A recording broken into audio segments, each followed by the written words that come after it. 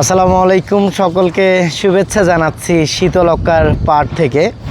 এখানে আমরা একটি দারুণ প্রজেক্ট কমপ্লিট করেছি, কেসি স্পিনিং মিল, এবং এটি নিট কনসার্ন গ্রুপের একটি প্রজেক্ট। টোটাল 2 লক্ষ স্কোয়ার ফিটের কাজ। এখানে গ্রাউন্ড ফ্লোরটা আগেই কমপ্লিট হয়েছে, ফার্স্ট ফ্লোরে এই মুহূর্তে দাঁড়িয়ে আছি। আলহামদুলিল্লাহ এই প্রজেক্টটি সফলভাবে সম্পূর্ণ হয়েছে।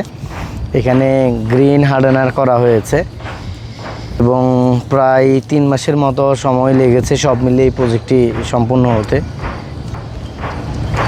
আমরা গ্রিন হার্ডেনারে এখন পর্যন্ত যতগুলা মেগা প্রজেক্ট করেছি তার মধ্যে এটি অন্যতম।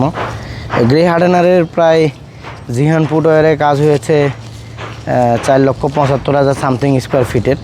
তবে এটি গ্রিন হার্ডেনারের মধ্যে সবচেয়ে বড় প্রজেক্ট, 2 লক্ষ স্কোয়ার ফিট, এবং ওনাদের আরও একটা প্রজেক্টে বাল্ক কোয়ান্টিটিতে করা হয়েছে। তো এই স্পিনিং মিলটার মোটামুটি এরিয়া বেশ ভালো, এবং ফার্স্ট ফ্লোর থেকেই এখন আমি ভিডিও করছি।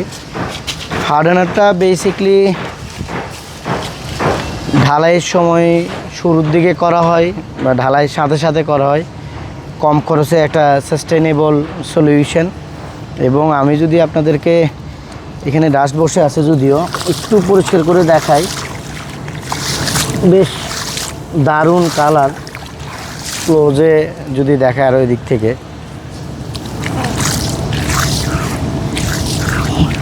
কিউরিং টাইম চলছে, এবং এগুলো আসলে কয়েকদিন আগেই করা। এখানে একটা বিষয় লক্ষণীয়, শীতলক্কার পাড়ে হওয়াতে হয় এখানে প্রচুর গরম, আর নাহলে প্রচুর বৃষ্টি। এইটা একটা বেশ কঠিন সময় আমাদেরকে পার করতে হয়েছে। আমি এখান থেকে একটু তুলে দেখাতে পারি। গ্রিন হার্ডেনারের একটা বিষয় খুব জরুরি, সেটা হলো মেনটেনেন্স।